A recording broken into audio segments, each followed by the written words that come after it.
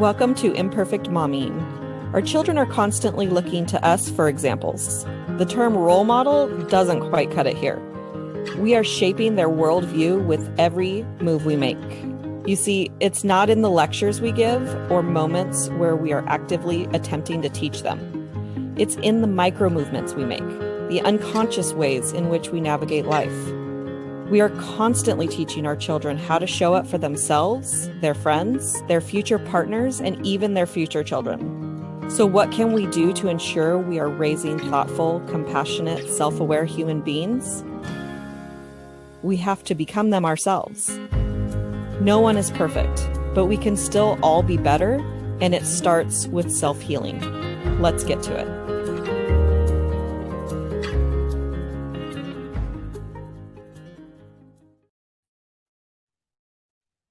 Welcome back to Imperfect Momming. And today is another solo episode. And today's kind of an extra special for me because today is my 40th birthday. So happy birthday to me. I will save you from my singing. But I've been dreading turning 40 for the last maybe 2.5 years, which is so unlike me. I'm typically I'm a classic Leo where I love the attention that I get on my birthday. Which is funny because I was born on my mom's birthday and she hates the attention that you get, that sudden burst of attention you get for your birthday. But I think that's a difference between being number 5 of 7 children and being number 3 of 4 children, with a big gap where I was the youngest. So I have always loved my birthday. I've always loved the attention. In fact, the day after my birthday was always the day that I hated the most because you go from having just all this attention to no more attention because it's not your birthday anymore. So for the last 2.5 years, I've really been dreading turning 40. And I've always really connected it with my friend who passed away in April of 2019. And so she passed away 2 months before her 45th birthday. And for me, the 10s and the 5s of your birthday are very, they're big. They're big deals to me. And so, she passed away 2 months before 45. She didn't get to hit 45, and that was really devastating to me personally. And so even though I'm not 45, it was really hard knowing that 40 was approaching. And I kind of started going in on myself about all the goals that I haven't accomplished, all of the time that I feel like I've wasted. My voice cracked at that, at the thought of all the time that I feel like I've wasted, air quotes, if you're not watching the video, that I've wasted in my life because I wasn't following my dreams. I was, living inside of a lot of the pain that I felt and a lot of the disappointments that life throws your way, and wallowing in some of these things that I considered failures.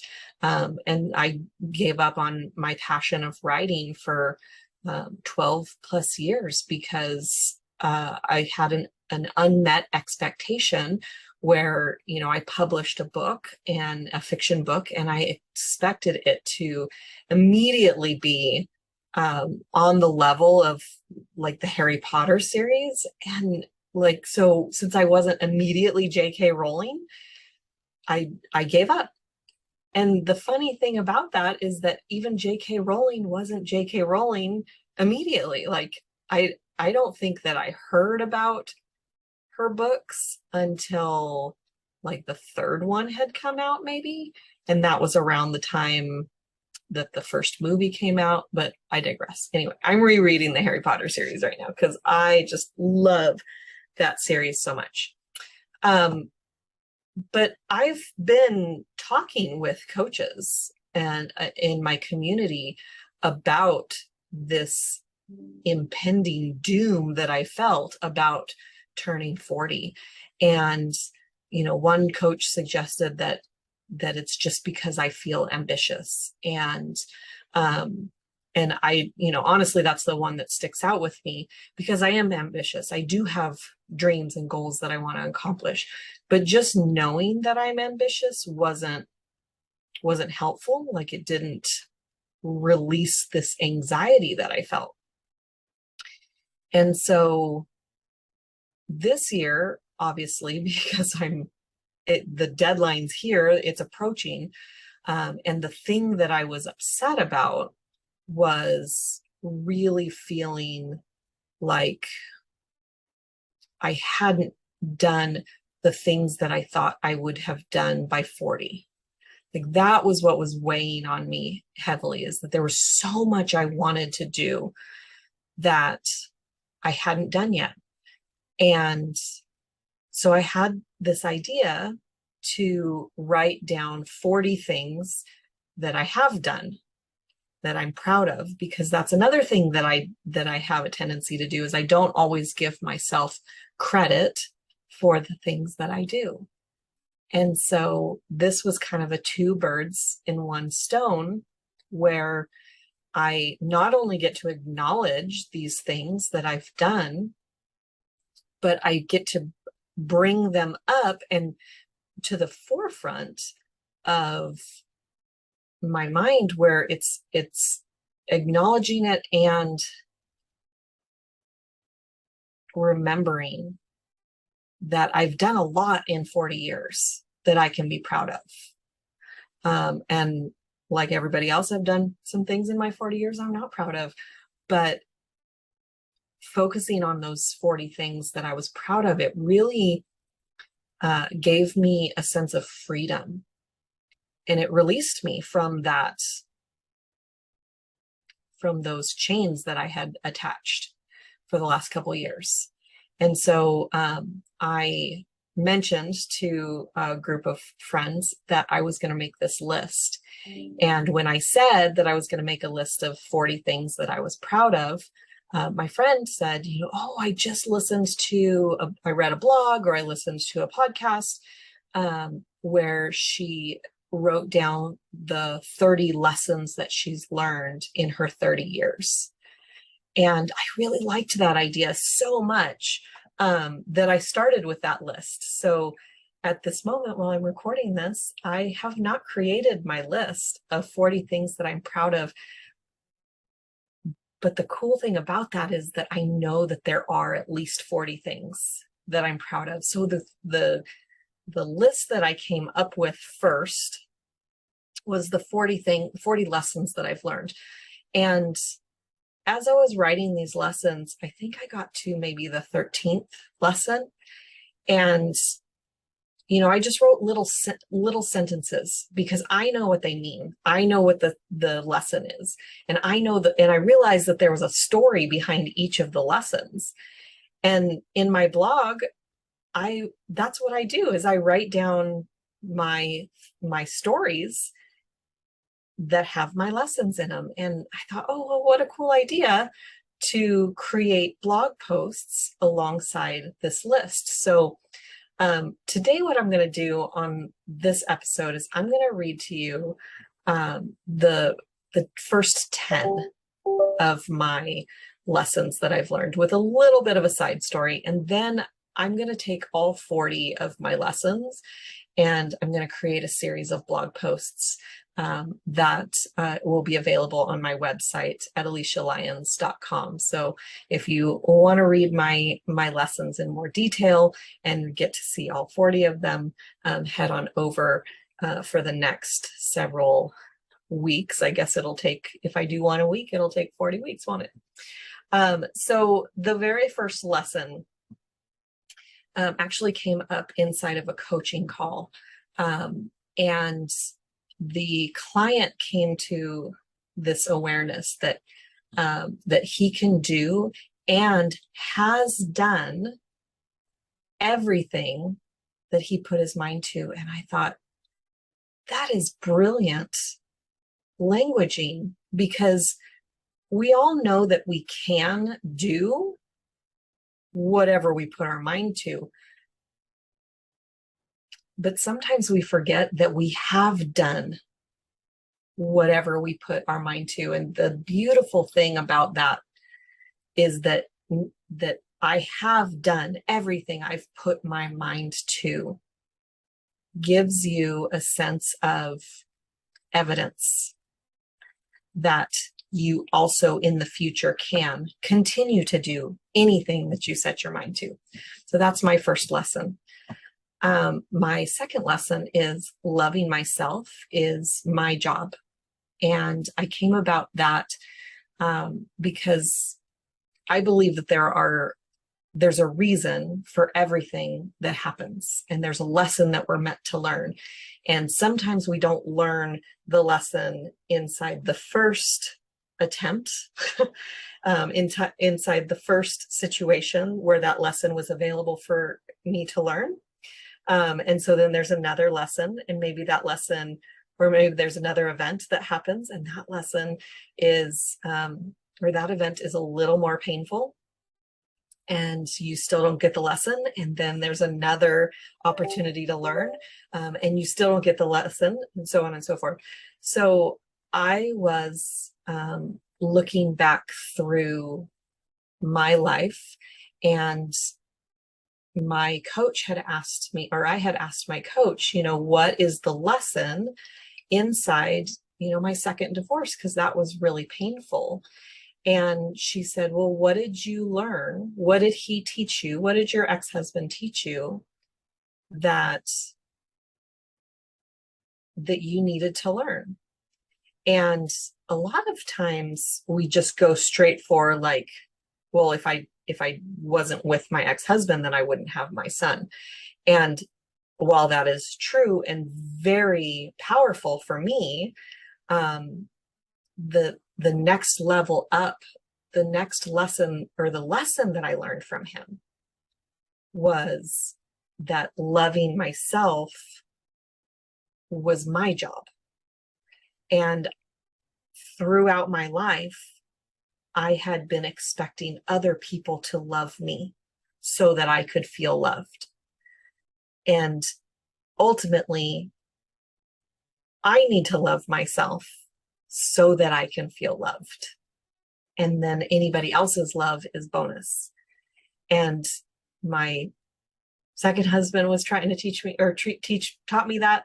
My first husband was trying to teach me, and all the way back to my greatest teacher, my first teacher, my dad, was trying to teach me that. Number two is that traumas can be defined as anything that didn't happen the way that you wanted it to. So I think that in our society, we have this way of labeling trauma as something that's extreme. And so, I went through my life really feeling like I didn't experience any real trauma, and I'm using air quotes, that I haven't experienced any real trauma, because most of the pain that I had gone through was self-inflicted. Like, it was the way that the story that I told about the event that happened. It wasn't, being a victim to something. And in reality, there's micro traumas and macro traumas, and they're not necessarily equal. There's a lot of trauma out there that's just awful, but my worst trauma is my worst trauma, and it doesn't need to be compared to yours or theirs or hers or his, right? So that was lesson number 3. So lesson number 4 is you can't change the past. This is probably one of my favorites. You can't change the past, but you can change the way that you look at the past. The stories that we tell about the events that happen to us can either be empowering or disempowering. And if I was to say something along the lines of, my dad yelled at me a lot, and therefore he didn't love me. I could say it that way. I could hold on to it that way. Or my dad yelled at me a lot because he had a lot of pain inside of him, and he didn't know another way, any other way.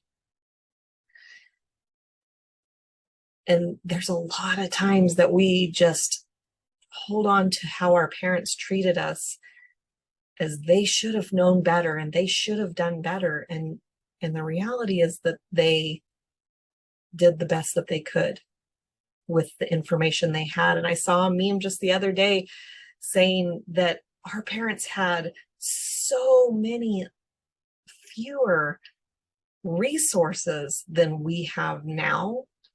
And we learn something today and go back and apply it to our parents and say they should have known that when we just learned it today. So number 5 is that every person is doing the best that they can with the tools that they have at the time. And it's so true, especially when it comes to you as a parent, you as a mom, and your parents. Like, we're all doing the best that we can with the tools and the information that we have at the time, because when we know better, we do better, especially as parents.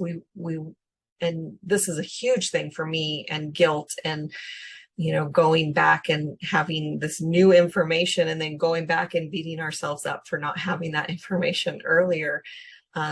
That's so much of where mom guilt and guilt in general is created. So number 6 is my partner cannot complete me, but he can complement me. And so that kind of goes back to the loving myself is my job. And I am whole and complete on my own. And my boyfriend, we've been happily unmarried for the last 7.5 years. And he doesn't complete me, but he does complement me. And we have an amazing life together that I'm so happy about. And in the past, I've felt like I was looking for my other half. And when you're looking for your other half, you're going to find you are not whole, and you're going to find someone that's not whole, and you guys are going to try and, fit together. But when you have two wholes together, now they're complementing each other as opposed to trying to fill the needs and the emptiness that you're missing from your other half. Number 7, I love this one. Parenting isn't natural. It's not something that we are born knowing how to do. A lot of times I hear parents saying, there's no manual that comes along with being a parent. And my boyfriend oh so lovingly says, yeah, but there's probably 800,000 parenting books. And that just makes me laugh. And there's no judgment behind that statement. And that when he said that, it was inside of a conversation where we were talking about my son's behavior at the time, which was less than ideal, less than perfect, air quotes again.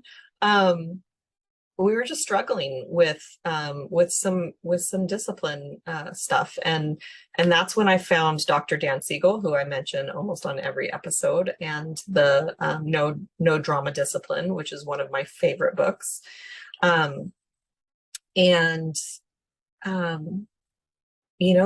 If you're struggling with parenting, hire a parenting coach.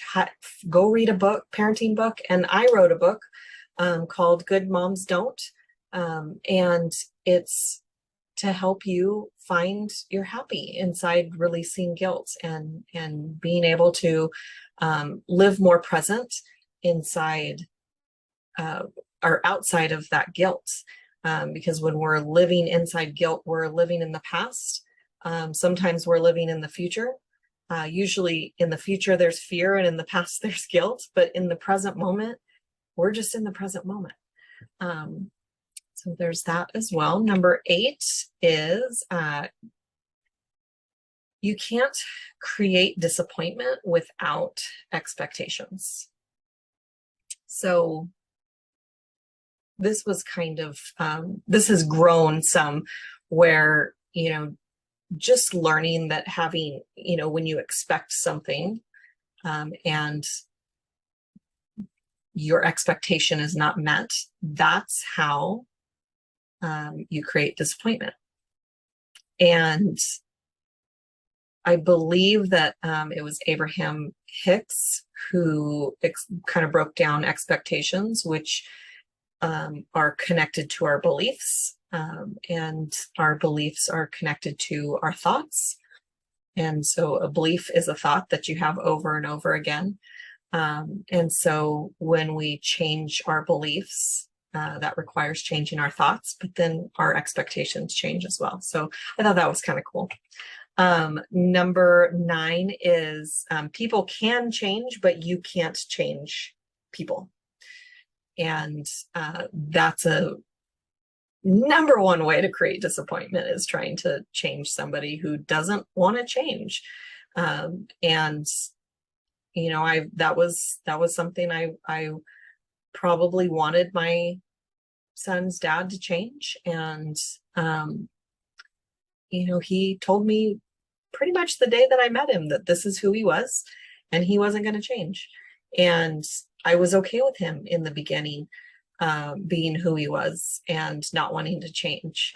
And that was fine. And then I changed, and I wanted him to change along with me. So lots and lots of pain and disappointment inside that. And so you can't change people unless they want to, or they're the ones that have to change. And finally, number 10, this is near and dear to my heart. Cherish the moments that you have with the people that you love, because you never know when it'll be the last. And so I opened this episode talking about my friend Shelly, who passed in 2019. And so it seems fitting that we end this episode with that lesson, because I don't know that I cherished every moment that I had with her at the time. But I do go back now and think about all the memories and all of the moments that I do cherish. And they are near and dear to my heart. My dad also passed away this year. And because I had warning, these are two opposite ends of the spectrum, these two passings. And I had, a 10-year advance warning with my dad. My dad had cancer for over 10 years, but we were told, I believe in September of last year, that his cancer was back. And in January, the doctor said that none of the current treatments that they had were working. And so they put him on hospice, and they said he's got 6 months to a year to live. And ultimately it turned out that the 6 months clock started in September. So when I had heard that news in September that his cancer was back, I made a decision in that moment that I was going to visit him as frequently as I could. And I was lucky enough that I live 30 minutes from him, so I would go twice a week for a while. And it did end up going down to 1 time a week, but it was time that we got to spend, like real quality time we got to spend together. And we were reading his one of his favorite books, The Lion, the Witch, and the Wardrobe by C.S. Lewis. And we were reading it with my son, so that was a lot of fun. So that concludes my 10. I'm sure you can understand why I didn't list all 40, because we don't want to be here for a month and a half going through all my lessons, but I do hope that you run over to my website, alicialyons.com, and listen to or read the lessons in the blog post form. So that's all for today, and thank you for listening and indulging my first 10 life lessons. And there will be another episode of Imperfect Momming for you next week. And until then, keep healing. Bye, guys. Thank you for tuning in to Imperfect Momming. It's time for us to step up and realize that our power is not in trying to shape our children. Our power lies in shaping ourselves into the people we want our children to model themselves after. Don't just do it for your kids. Do it for yourself. When you become a more self-aware, compassionate, and confident person, you and everyone around you benefit. For more information about me and my work, visit alicialyons.com. That's ALYSIALYONS.com. See you next time.